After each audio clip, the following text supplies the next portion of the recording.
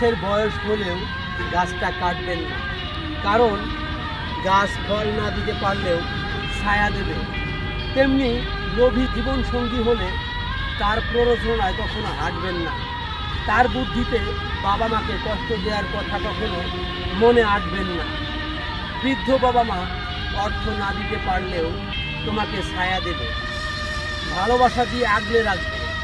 সকল বিপদের মুখে তোমার সামনে ঢাল হয়ে দাঁড়াবে। যে পুরুষ বাবা মার অভিশাপ কামায় দুনিয়ার তরে, সেই পুরুষ চিরদিনই বিবেক আর মনুষ্যত্বের কাছে হারে। মনে রেখো পুরুষ, চিরন্তন সত্যবাণী, বাবা মায়ের দোয়াই তোমাকে একমাত্র জান্নাতে পৌঁছাতে পারে।